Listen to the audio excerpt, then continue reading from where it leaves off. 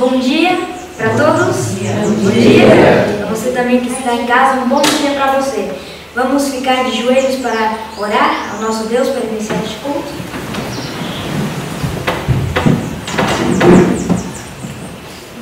Oremos. Pai amado, te agradecemos por mais um dia, Senhor, que o Senhor nos trouxe à vida. Amém. Te agradecemos porque estamos aqui neste lugar para iniciar este culto, para recapitularmos o que estudamos nesta madrugada. Amém. Eu peço que neste dia, neste primeiro dia da semana, o Senhor nos abençoe e esteja conosco. Que esta semana possa ser muito boa e que nós possamos ser uma bênção para os outros. Que o Senhor nos abençoe, em nome de Jesus. Amém. Amém.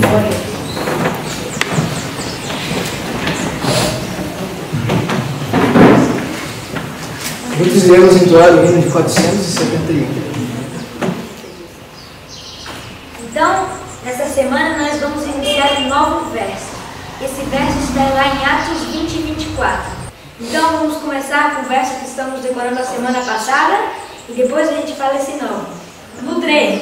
1, 2, 3. Efésios 5,14. Por isso diz: desperta tu que dormes, levanta-te dentre os mortos, e Cristo te esclarecerá. Efésios 5,14. Atos 20 e 24. Mas de nada faz questão, nem tenho a minha vida por preciosa, contanto que cumpra com alegria a minha carreira e o ministério que recebi do Senhor Jesus, para dar testemunho do Evangelho da graça de Deus. Atos 20 e 24. Atos 20 e 24. Mas de nada faço questão, nem tenho a minha vida por preciosa, contanto que cumpra com alegria a minha carreira e o ministério que recebi do Senhor Jesus, para dar testemunho do Evangelho da graça de Deus. Atos 20 e 24. Atos 20 e 24. Mas de nada faço questão, nem tenho a minha vida por preciosa, contanto que cumpra com alegria a minha carreira e o ministério que recebi do Senhor Jesus, para dar testemunho do Evangelho da graça de Deus. Atos 20 e 24. Bom dia, irmãos. Bom dia. Que a graça e a paz do nosso Senhor Jesus seja com cada um de nós. Um bom dia para você que também está em casa. Estamos muito felizes por mais um dia receber você junto conosco, para podermos estudar, fazermos o estudo e a recapitulação do que nós acabamos de aprender pela manhã. Sejam todos bem-vindos e que a paz do nosso Senhor Jesus possa nos ajudar, não somente a sentirmos o amor dele tocando em nosso coração, mas que o Espírito Santo de Deus também possa nos orientar e nos exortar, mostrando o que ele quer nos passar por meio dessa mensagem. Amém. Mas antes de iniciarmos o estudo, nós vamos fazer uma breve oração, pedindo para que a tua presença se tenha em nosso meio e que nós possamos sentir o poder do Santo Espírito tocando em nossos corações. Vamos orar. Querido Jesus, que privilégio mais um dia podermos estar aqui juntos, podendo recapitular a mensagem que o Senhor nos passou. E para os que estão em casa também, que vão estudar a Tua Palavra, que o Senhor possa os ajudar para que eles possam compreendê-la de acordo com a Tua vontade. Te agradecemos por tudo que o Senhor já tem feito por nós e por tudo que ainda vais fazer. Em nome do Teu Filho amado Jesus. Amém. Amém. E amém. Nós vamos abrir a palavra de nosso Senhor Jesus no livro de Gênesis, no capítulo 10, no capítulo 8, para darmos início. Amém? Amém. Todos? Amém. Livro de Gênesis, capítulo 8, versículo 1, assim diz o Senhor: E Deus lembrou de Noé, de toda coisa vivente e de todo o gado que estava com ele na arca, e Deus fez um vento passar sobre a terra, e as águas se diminuíram. Também as fontes do abismo e as janelas do céu foram fechadas, e a chuva do céu foi contida, e as águas retornaram de sobre a terra continuamente. E após o fim dos 150 dias, as águas foram diminuídas. Que lindo, né? Todos. Na de vocês estão a palavra lembrou também? Esse termo, lembrou. E Deus lembrou de Noé e a arca, né? Na verdade, esse termo lembrou, a gente tende a pensar que lembrou, então quer dizer que Deus havia se esquecido? Não. O termo lembrou deriva-se do termo kairos, que significa no hebraico o tempo de Deus. O que isso nos dá a entender? Nos dá a entender que esses dias que foram passados lá naquela arca, os dias pelos quais foram muito sofrimento até, pois imagine vocês, vamos, me ajudem o tanto de animal que tinha dentro daquela arca. Tinha muitos animais. E todos eles eram cheirosos? Eu acho que não. nem todos. Na verdade, o odor que estava dentro daquela arca era muito grande, e cheirava tudo muito mal. E imagino vocês, a ansiedade que tinha no coração daqueles de Noé e sua família. Loucos querendo sair para fora novamente, querendo novamente viver e ter a oportunidade de fazer o que eles faziam antes, mas ainda não havia chegado o tempo de Deus. Então vamos substituir, ao invés de falar lembrou-se Deus de Noé, vamos falar assim, e Deus no seu tempo lembrou-se de Noé. Não fica mais bonita, né? Quando nós paramos de pensar que Deus simplesmente está se esquecendo de nós e passamos a imaginar e a colocar em prática de que Deus, Ele nunca se esqueceu de nós, mas que está esperando o tempo certo para agir em nossas vidas, tudo se torna mais bonito. E até as provações se tornam melhores. E nós podemos tirar grandes lições com relação a isso. Esse é um dos primeiros pontos que podemos tirar desse capítulo que nós lemos hoje. E mais logo à frente, no capítulo 9, vem dizendo o quê? Olha que bonito também. E Deus abençoou Noé e seus filhos e lhes disse, capítulo 9, versículo 1. E Deus abençoou Noé e seus filhos e lhes disse, sede frutíferos e multiplicai-vos e enchei a terra. Primeiro Deus fez o quê? Se lembrou. E depois Ele fez o quê? Abençoou. Deus, Ele espera o tempo certo para que a sua bênção possa ser derramada sobre nós. Ele sempre tem o tempo, o momento, a hora para agir em nossas vidas. Independente de qual seja o nosso tempo, nós precisamos deixar com que Ele cumpra a vontade dEle no tempo dEle. E está aí uma das maiores dificuldades da humanidade. Esperar. Nós temos a tendência própria de querer tudo em nosso tempo. Reparemos em uma coisa, tudo que é rápido em nossos tempos hoje vale muito dinheiro. Vamos observar um carro. O carro mais caro do mundo, ele atinge a velocidade de mais de 200 km por hora em menos de segundos. E é o mais valioso. Ou então observemos o celular. O celular que não trava, que não é lento, é o mais caro. Ou então, vamos observar algo bem cotidiano em nossos dias. Quando algumas pessoas que vão lanchar ou então que vão em algum lugar que tem que esperar o tempo para que eles possam se alimentar. Eu não sei vocês, mas eu já vi muitas famílias esperando para que o lanche ou então o jantar seja pronto. Simplesmente se cansasse, eu não vou esperar mais, eu vou embora, eu como em casa. Muitas vezes, nós simplesmente queremos tudo em nosso tempo. E o fato de esperar é algo angustiante para o coração humano. E uma das maiores dificuldades predominantes em nossos dias. E um fato básico disso é o primeiro carro criado no mundo. Uma pessoa a pé conseguiria passar por ele. Se nós não se preocupássemos com evolução, com tempo, com rapidez, simplesmente não iríamos evoluir. Nós continuaríamos tendo um carro bem lentinho passando pela rua sem se importar com a velocidade. Mas nós nos importamos. O tempo é algo importante e valioso para nós. Mas acima de tudo, nós como cristãos, nós precisamos compreender de que o tempo de Deus é mais valioso do que a nossa própria vontade. E isso também nos é passado, por intermédio dessa palavra, que Deus vem dizendo que para Ele dar a sua bênção, Ele precisa esperar o tempo dEle. E o tempo dEle é o melhor para que tudo aconteça. Amém? E ainda não acabou, continua. Reparemos no capítulo 10 que vem dizendo, ora, estas são as gerações dos filhos de Noé, Sem, Cã e Javé. E eles nasceram filhos depois do dilúvio. Olha que incrível. Primeiro, vamos de novo. Primeiro Deus se lembrou, depois Deus abençoou e depois se multiplicou. No tempo de Deus, as coisas vão acontecer no tempo certo. No tempo de Deus, a bênção vai ser maior. No tempo de Deus, Tudo vai acontecer de acordo com o que é melhor para ele e de acordo com o que é melhor para nós também. Eles esperaram o tempo certo. As bênçãos vieram.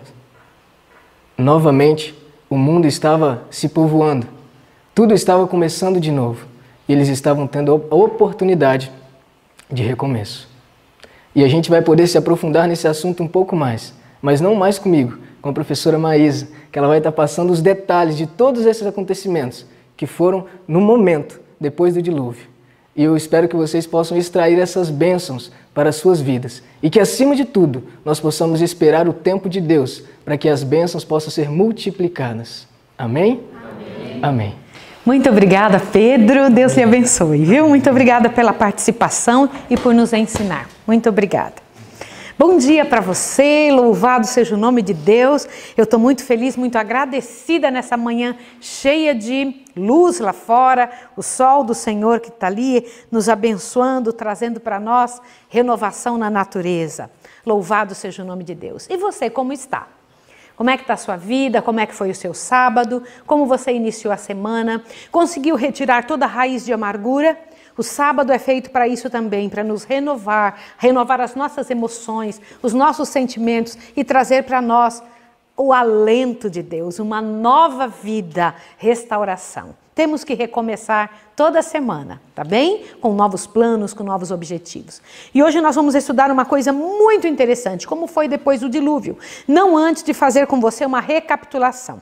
Eu preciso, antes de qualquer coisa, mostrar para você essas coisas aqui, ó. Tá vendo esse livro? O Mundo Já Foi Melhor? Este livro é de uma publicadora muito interessante, Casa Publicadora Brasileira. Eu preciso te mostrar isso, porque como é importante, ó, Casa Publicadora Brasileira, como é bom nós termos material de fonte confiável. Esse livro aqui, ele traz informações de como era antes que o mundo existisse, com provas muito interessantes, científicas, para que a gente possa compreender os detalhes das coisas que nós aprendemos.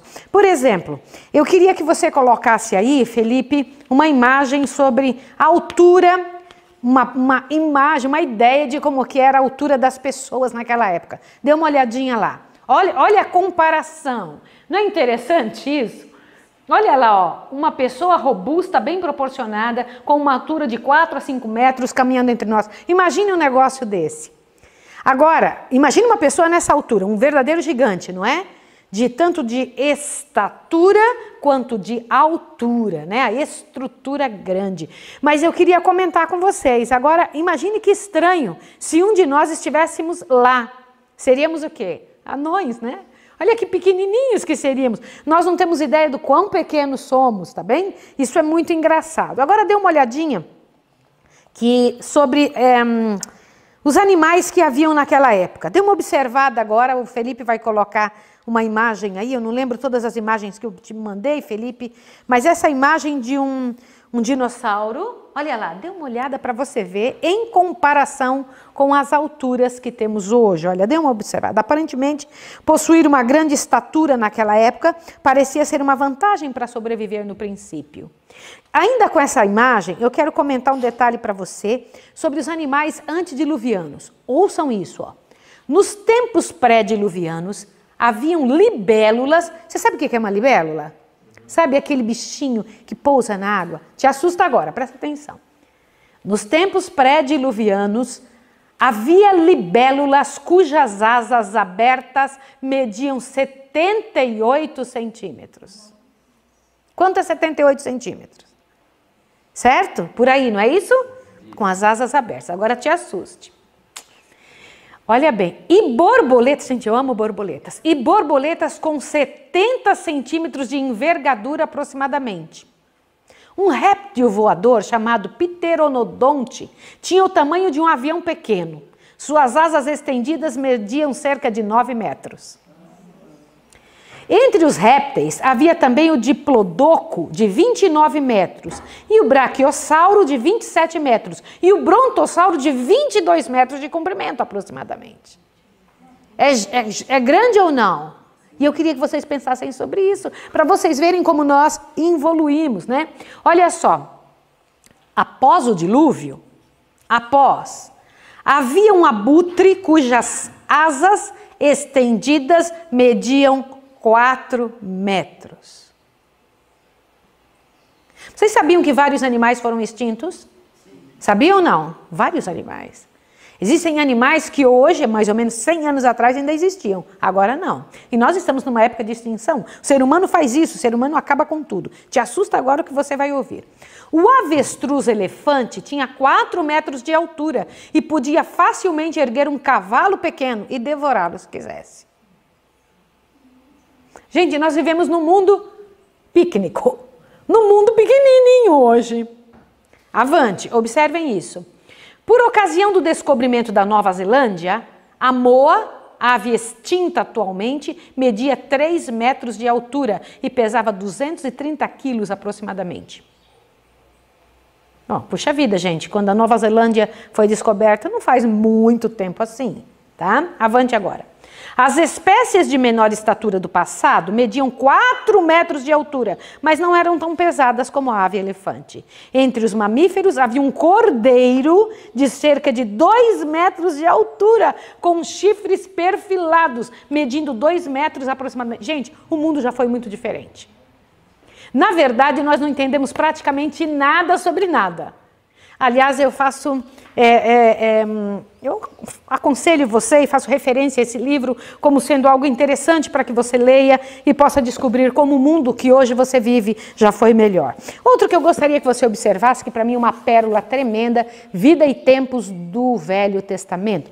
Esse livro também da Casa Publicadora Brasileira, aliás, os livros da Casa Publicadora Brasileira são uma bênção, viu? São livros muito bons. Aqui está, Casa Publicadora Brasileira, um material muito bom.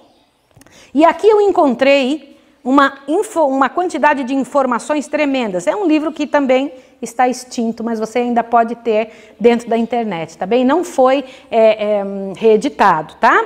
E eu vou agora recapitular com você algumas coisas, para que você se lembre do que nós estudamos.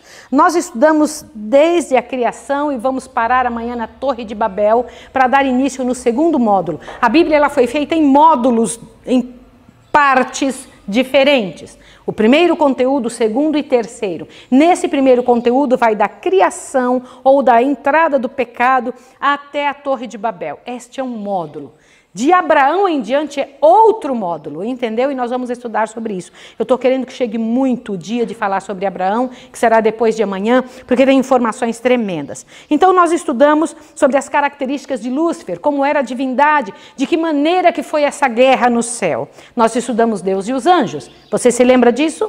Quando nós entendemos como é que a coisa acontece. Eu sei que num estudo pela manhã, num momento não dá para estudar tudo, mas você pode fazer deste estudo o início, a base, a estrutura para que você estude outras coisas. Como um estudo inicial e outros braços para que você possa ir compreendendo. Estudamos também como foi que aconteceu de Lúcifer a Satanás, que infelizmente ele tomou posicionamentos por escolha para agir errado. Nós estudamos quando Deus fez o mundo, como é que foi a estrutura desse planeta onde vivemos, a maneira como Deus trabalhou. O primeiro sábado que o Senhor Deus deu como presente de casamento para Adão e Eva. Já parou para pensar isso? Qual foi o presente que Deus deu a Adão e Eva de casamento? O sábado. Tá bom? Olha que presente interessante. A mesma coisa que Deus deu para todos. Aliás, eu preciso fazer você entender. Para o branco, para o preto, para o rico, para o pobre, para o culto, para o inculto, para o empregado e para o empregador, o Senhor Deus dá a mesma coisa, a mesma. Embora eles tenham diferentes posições sociais, cor e etc., eles recebem de Deus a mesma coisa. Tempo. Todos têm 24 horas. Todos têm uma semana cada semana. Todos têm um sábado. Nós estudamos sobre o lar edênico, quando Deus nos mostrou ali a situação do primeiro, da semana literal, né? E estudamos também quando o homem entrou em dificuldades, quando o pecado sai da mão e do comportamento de Lúcifer e é aceito nesta terra, tornando esta terra um ambiente para Lúcifer morar. E estudamos também a beleza e a grandeza do plano da redenção, formado antes do pecado existir. E eu comentei com vocês que o plano da redenção é como se Deus tivesse uma vacina antes do vírus aparecer. Compreendeu? E eu gostaria que vocês entendessem isso nesta ideia. Estudamos o governo patriarcal, os primeiros homens que Deus trabalhou nessa terra, os primeiros que vieram. Lembra? Os primeiros irmãos, Caim e Abel? Lembram disso? Quando Caim, então, escolheu uma vida ruim. E nós estudamos também sobre o dilúvio. Tá? Começamos a estudar sobre o dilúvio, as informações que Deus trouxe, e hoje vamos estudar o dilúvio e seus resultados. Eu preciso comentar com vocês esse negócio tremendo de Gênesis, como Pedro tão bem falou, Gênesis capítulo 8, 9 e 10. Eu vou trazer para vocês algumas informações. Por favor, filho, coloque aquela arca em cima da água, que é a primeira imagem. Observe uma ideia para que a gente tenha vocês nunca imaginaram algo assim. Quem já esteve num cruzeiro e olhou para fora de um cruzeiro, eu nunca estive, tá? Mas eu imagino como é. Estar dentro de um cruzeiro, olhar para fora das janelas e não ver terra em lugar nenhum. Com uma diferença, observem isso, tentem, não, este não, filhinho, este. Tentem imaginar isso, olhe isso daí. Com uma quantidade tremenda de furacões, de sons, e ali não por um dia ou dois. A arca balançando para todos os lados, não uma semana ou duas. 5 longos meses. Vocês podem imaginar isso? Terrível, não é? E quem era que segurava aquela arca? E de repente, Deus, com seu protetor, cuidado, escolhe um local para que essa arca pouse. Em que lugar que foi? Pode colocar esse anterior que você colocou. Lá está a arca pousada num grupo de montanhas chamadas Ararat. Não era uma montanha, é um grupo de montanhas que recebe este nome. Observe mais este outro também, essas imagens de... Olha, é isso daqui, tá? Essa é a foto real. Não se sabe em qual delas a arca está. Eu tive um amigo que veio conosco dos Estados Unidos, um grande amigo, que ele era cinegrafista e é cinegrafista. Ele foi convidado para fazer uma expedição e filmar aquele local com um grupo de pessoas. E ele subiu e ficou de vir aqui para dar para nós algumas informações de vários pedaços petrificados de cipreste que existe realmente nesse espaço, bem cheio de gelo. Para subir ali uma dificuldade tremenda, não se consegue subir em todas as montanhas, né? As expedições que são feitas para ir para lá. Vocês querem ir também? Querem ir para lá ou não? Querem? Eu gostaria muito de ir se eu tivesse condição. Mas é uma oportunidade. Aliás, eu quero comentar com vocês que estão em casa que eu tenho orado a Deus para que toda a escola de profetas possa ir no 2º semestre desse ano em Jerusalém, fazer uma expedição conosco, desde o Egito até o local onde Jesus Cristo foi crucificado. Eu gostaria de fazer isso com toda a escola de profetas para que a gente possa subir e ver esse local como uma viagem cultural, né? Para que a gente possa compreender toda a passagem do povo de Deus, aonde eles andaram, como foi, em que lugar que é. Você pode dizer, mas isso é muito caro. Depende o dinheiro que seu pai tem, não é? E eu quero dizer para vocês que eu não tenho um conto furado para nada, mas eu vivo aqui há 12 anos sem ter salário e sustentando uma quantidade de pessoas com uma alegria imensa. Depende do tamanho do bolso do seu pai. Você tem que falar com ele, pedir para ele e Deus pode conceder. Já pensou, o Senhor Deus nos dá a chance de fretar um avião com tudo que é aluno da escola de profetas e a gente ir embora, pela graça e poder de Deus, fazer uma viagem deste tamanho, não para nosso deleite, mas para conhecer em loco estes espaços? Eu gostaria muito. Você gostaria de fazer isso?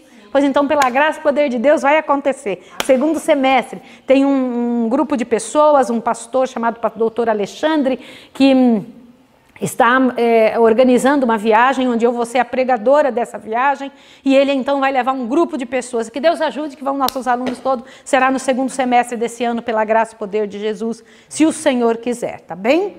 Então veja que interessante, este é o espaço onde em algum lugar estão os resquícios da arca que conteve nossa família. Já parou para pensar que Noé, seus filhos são nossa família? São. Toda vez que eu leio a Bíblia, eu não estou lendo só a história de algumas pessoas, eu estou lendo sobre os meus antepassados. Sim ou não? Minha família, louvado seja o nome de Deus. Um detalhe interessante sobre isso, assim que eles soltaram, você lembra que Noé soltou primeiro o corvo, depois ele soltou pomba, depois a pomba que soltou não voltou mais, lembra disso? E depois ele olhou para fora, tinha secado toda a terra, mas aí ele saiu correndo dizendo, ô bavo, não foi isso? Não, o que ele fez? Ele esperou Deus mandar ele sair. Aquele que tinha mandado ele entrar, ele tinha que esperar que ele saísse. E quando saiu, qual foi a primeira coisa? O altar. A primeira coisa que ele fez. E eu quero dizer para você que é isso que Deus espera de nós. Que de modo semelhante, nós devemos, o nosso primeiro cuidado, render nossas ofertas voluntárias a Deus. Com a quantidade de animaizinhos que ele tinha, ele podia pensar assim, não, eu tenho que guardar isso para o meu futuro. Olha só a desolação que está esse mundo, porque a terra agora era horrível, cheio de corpos em cima, uma coisa tenebrosa, não era isso? E o Senhor Deus, então, você podia dizer, não, Deus vai entender se eu segurar isso para mim. Não, ele pegou do melhor que ele tinha e levou para Deus, confiando ao Senhor. E é assim que nós temos que fazer. Quando um benefício vem em nossa mão, qual é o primeiro pensamento que a gente tem que ter? O nosso Deus. Isto é um ensinamento para que você entenda alguns estudos que vamos ter daqui a pouco. Daqui a pouco nós vamos ter que entender por que a questão que Deus... Como é que ele trabalha com aquilo que coloca em nossa mão? De que jeito que ele nos ensina a administrar isso? É importante você entender por quê. Porque o Filho de Deus segue as instruções do Pai e é abençoado. Aí, olha só que interessante. O primeiro ato dele foi construir um altar ao Senhor. Segunda coisa interessante que nós vemos no estudo de hoje é que o Senhor Deus colocou um arco sobre a nuvem. Lembra disso ou não? Para quê? Para lembrar ao homem. O interessante é que a gente pensa, né? Para Deus, toda vez que violou, eu não posso terminar a terra com água. É isso que acontece? Não, é para lembrar o homem que Deus fez um concerto, não só com Noé, mas com a humanidade. Deus fez um concerto de bênção com a humanidade. Nunca mais eu vou terminar a terra com água. Isso me enche o coração. Quando a gente vê o arco-íris ali, a gente olha e fala, bendito seja o nome do Senhor. Gente, eu não tenho um dia que eu não vejo o arco-íris, que eu não corra igual criança de novo para ficar olhando, porque eu sei que é bem pouquinho tempo, né? Mas existe um arco-íris que não some nunca. Aonde está o arco-íris? Ao redor do trono do meu Pai, do seu Pai, tem um arco-íris tremendo, glorioso. E nós vamos estudar neste ano ainda, junto com você, que este arco-íris, que esta glória do trono de Deus, o que rodeia a cabeça de Jesus, vai estar como um elo imenso ao redor dos filhos de Deus nos últimos dias. Louvado seja o nome do Senhor. Outro detalhe, você sabe que Deus fala conosco na nossa linguagem? Que Deus chega onde a gente está e fala conosco de maneira que a gente possa entender, por isso que ele trabalha desta forma. É assim que Deus faz. Eu quero ler um pedacinho sobre a parte que você encontra aí no céu, uma semelhança de arco-íris rodeia o trono, ache isso. E no último parágrafo último textinho deste parágrafo, tem a seguinte informação. Quando o homem, pela sua grande impiedade, convida os juízos divinos, leia isso. Gente, observe esta frase. Observe esta frase. Eu queria que vocês observassem isso. Quando o homem, pela sua grande impiedade, convida os juízos divinos, o Salvador, intercedendo junto ao Pai em seu favor, aponta para onde, gente? Para o arco nas nuvens, para o arco celeste em redor do trono e acima de sua cabeça como sinal da misericórdia de Deus para com um pecador arrependido. Nossa, gente, eu acho isso um negócio tremendo. Quando Noé saiu da arca e os animais saíram também, ele temeu por sua família, não foi? Porque agora os animais tinham mudado ou não tinham mudado? Por que os animais mudaram?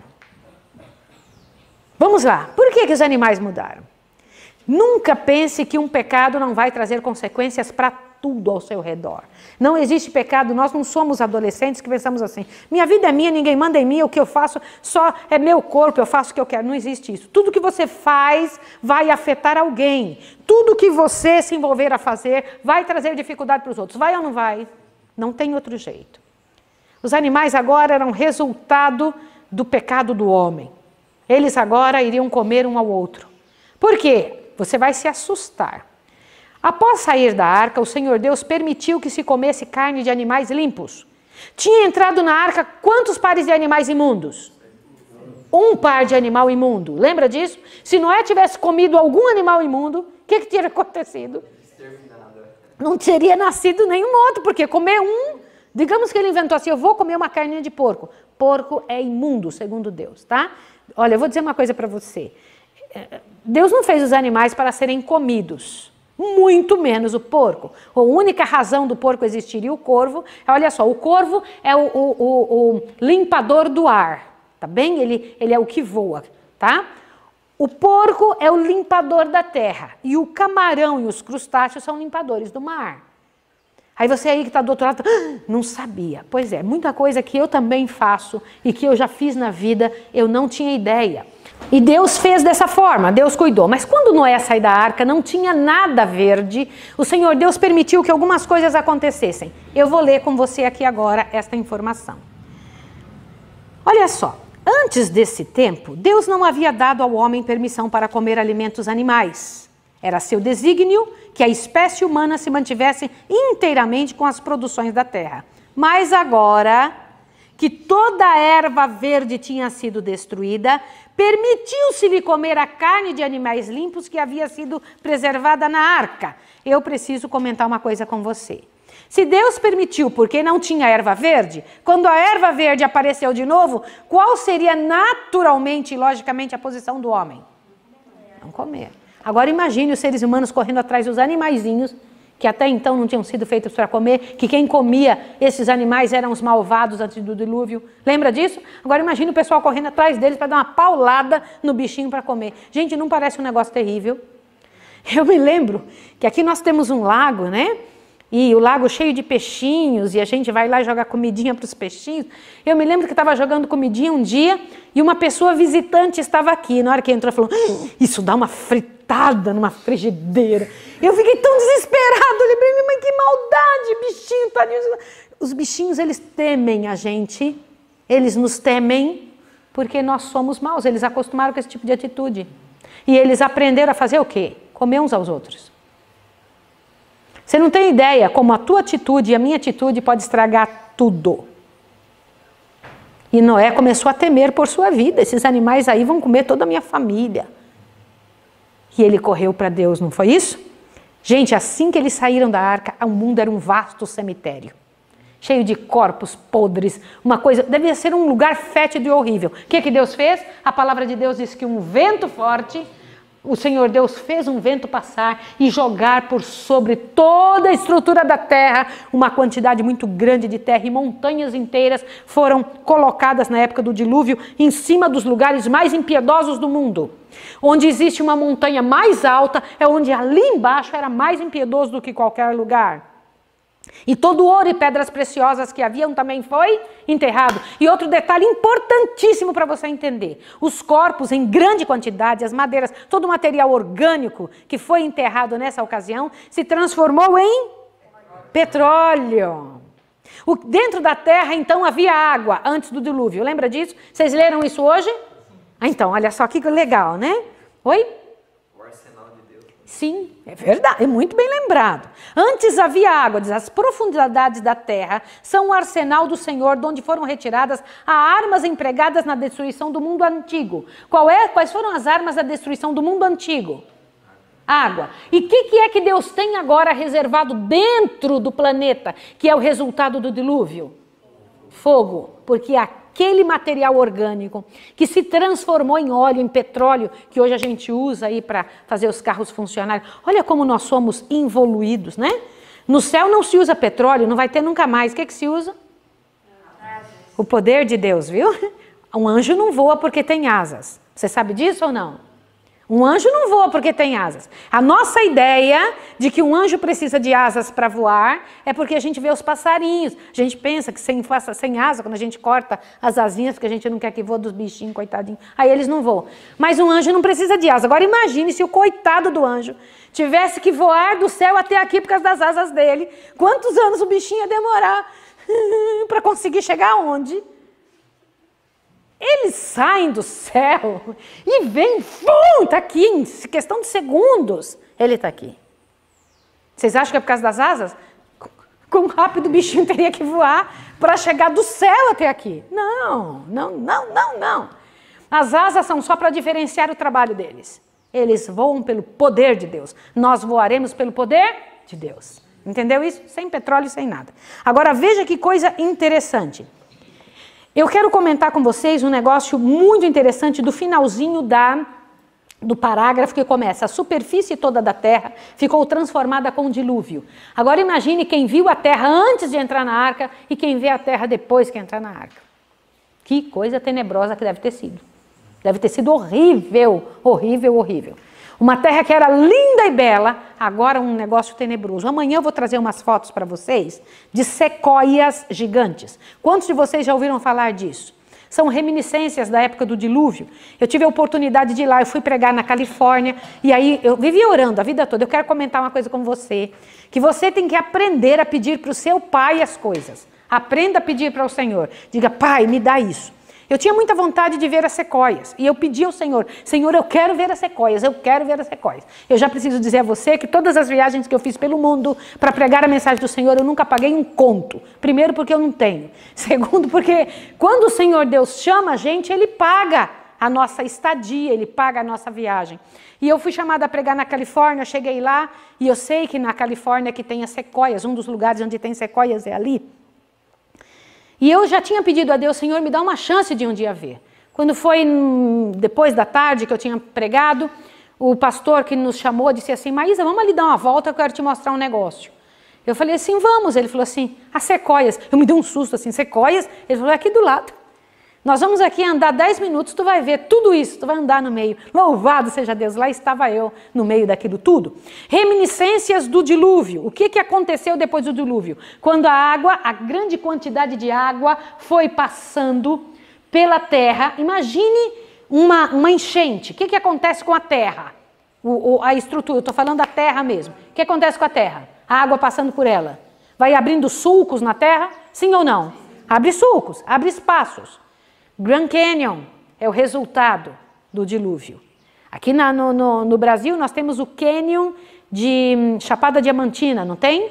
Alguma coisa assim, um Canyon, existe no Brasil o Canyon, mas nos Estados Unidos existe o Grand Canyon, é imenso. Foi outro lugar que Deus me levou a ver também. Eu tinha acabado de dar estudo bíblico nos Estados Unidos para 50 brasileiros, 50 pessoas lá. E então no dia de fazer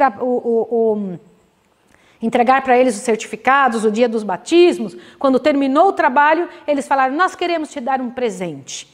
Aí chamou o Leandro lá na frente e deram 2 passagens para nós para ir para o Grand Canyon. Então eu fui para o Grand Canyon também. Então Deus abençoa a gente assim. É o que eu digo para você. Você tem limitações? Depende do bolso do seu pai. Você tem que pensar sobre isso. Corre para o seu pai e diga para ele: tu és o dono do mundo, Senhor. Eu gostaria de ter isso. O Senhor Deus diz lá no Salmo 37, ele diz assim: agrada-te do Senhor teu Deus e ele satisfará os desejos do teu coração. Agrada-te, pois, do Senhor. É assim que o Senhor Deus fala. Combinado? Que tal se você nos ajudar a orar para ir conosco lá para Jerusalém? Gostaria de ir? Sem vírus. Tá bem? Porque o Senhor Deus é o dono de todas as coisas. Ele sabe se podemos ou não ir. Tá bom?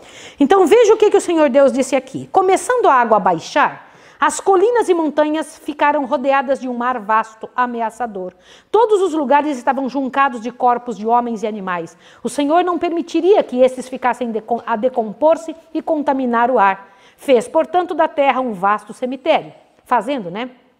Um vento violento que fez soprar com o fim de enxugar as águas, removeu-os com grande força, levando mesmo em alguns casos os cumes das montanhas e amontoando árvores, pedras e terra em cima dos corpos dos mortos. Pelo mesmo meio a prata e o ouro e a madeira escolhida e as pedras preciosas que tinham enriquecido e adornado o mundo antes do dilúvio e que os habitantes haviam idolatrado, foram escondidos da vista e alcance dos homens, acumulando a ação violenta das águas, terra e pedra sobre esses tesouros, e, em alguns casos, tornando mesmo montanhas sobre eles. Agora veja essa parte que eu gostaria que você entendesse. Deus viu que quanto mais ele enriquecia e prosperava os homens pecadores, mais corrompiam seus caminhos diante dele. Você quer saber, quer conhecer uma pessoa?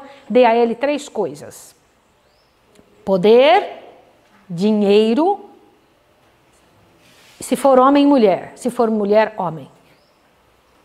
Quer conhecer uma pessoa? Dê a ela essas 3 coisas. Quer conhecer um homem? Dê a ele poder, às vezes atrás de um volante, né? dinheiro e passe o sexo oposto na frente dele. Presta atenção nisso, tá bom? Olha lá. Os tesouros que os deviam ter levado a glorificar o generoso doador foram adorados, enquanto Deus foi desonrado e desprezado. Outro detalhe interessante. Assim como antes do dilúvio, o mundo foi acabado com água que vinha de cima e de baixo, no final da terra, o Senhor Deus também usará a mesma forma, será fogo de dentro da terra e fogo de fora da terra, da atmosfera que virá e acabará com os homens, né? E eu peço a Deus que pela sua misericórdia e pela sua bondade, o Senhor Deus no seu cuidado conosco, trabalhe com o nosso coração e nos converta de tal maneira que nós não venhamos a passar para as últimas situações tão terríveis, assim como passaram os antediluvianos por sua impiedade. Felipe, coloque para mim os outros detalhes que vocês precisam ver, algumas coisas que eu gostaria que vocês observassem. Olha aqui um negócio interessante, a tábua cronológica. Por favor, vocês podem tirar foto disso, os alunos que estão aqui na Escola de Profetas têm acesso a isso em cima da minha mesa.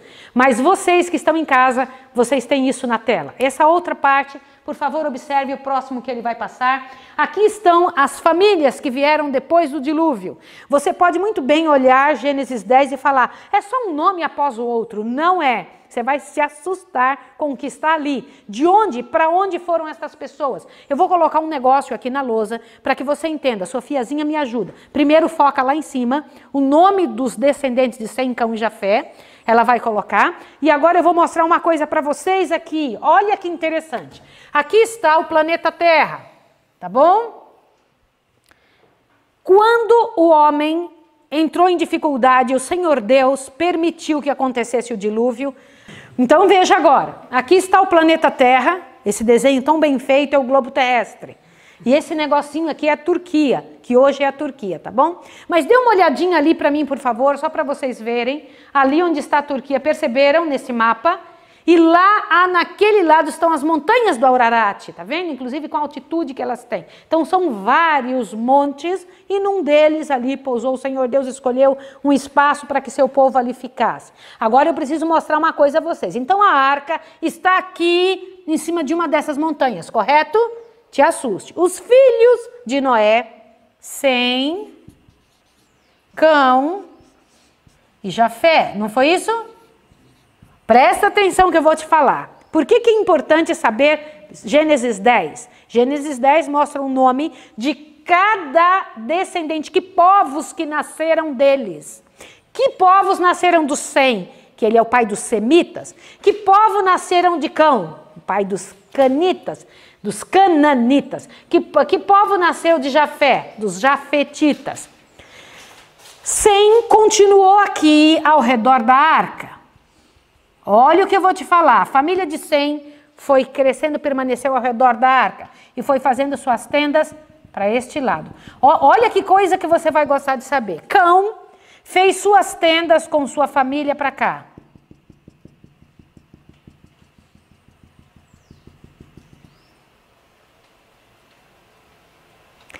Jafé fez suas tendas para todo este lado aqui. É o pai de todos estes povos. Interessante? Cão é o pai dos africanos. Sem é o pai de todo o povo do Oriente Médio que se estendeu para a Europa. Jafé é o pai dos asiáticos. Tá bem? E você, vem de qual deles? Bora? Nós não somos, de forma alguma, olha o que eu vou te falar, destes continentes. Aqui nós temos 3 continentes claramente, 4 até, né? Então nós temos aqui toda a Ásia, né, junto com a Oceania. Nós temos aqui também a Europa e a África. Tá faltando o quê? Gente, eu sou excelente desenhista. Olha aqui, ó. Olha que negócio tenebroso, mas isso aqui são as Américas, tá bom? América do Norte, América Central e América do Sul. Nós estamos aqui, correto? Nós somos dessa parte americanos. Somos ou não somos? Tá? Nós somos sul-americanos, tá? Aqui estamos, aqui, ó, neste pedacinho, Pernambuco. Eu quero que você compreenda de onde vieram estes povos. Amanhã você vai saber, tá bom? Como foi que apareceu esse lado, se aqui é que estava a gente? De onde vieram esta parte aqui? Como é que vieram esta gente? Nós somos daqui.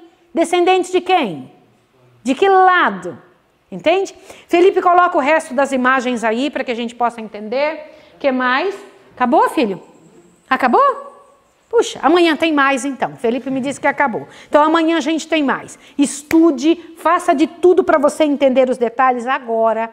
Nós vamos começar a estudar coisas tão interessantes, que são base poderosa para nós podermos compreender a vontade do Senhor e como Ele reorganizou a terra, depois que a terra todinha estava tendo problemas. Como Deus reorganizou a terra, como Ele cuidou de tudo, de onde foi que nós viemos, quem somos nós. Isso vai fazer para você uma diferença tremenda, tá bom? Eu quero convidar vocês a orarem junto com a Escola de Profetas. Vem, Tetê, essa é a menininha que vai orar conosco, tá bom? Então vamos lá. Põe a mãozinha, Tetê. Você vai agradecer a Deus, porque Deus cuidou de nós. Fale com você. Deus, obrigado. Nós falamos o culto. Amém. Bendito Deus, glorioso Senhor. Nós louvamos o teu nome, porque o Senhor preservou a família de Noé, Sem, Cão e Jafé. E eu sei, Senhor, que o Senhor fez isso, porque eles foram fiéis a ti. Noé era um homem justo em sua geração. Queremos a justiça de Cristo sobre a nossa vida. Cubra-nos com a justiça de Jesus. Queremos ser considerados justos nesta geração. Abençoa-nos e abençoa essa pessoa que está em casa, em nome de Jesus. Amém.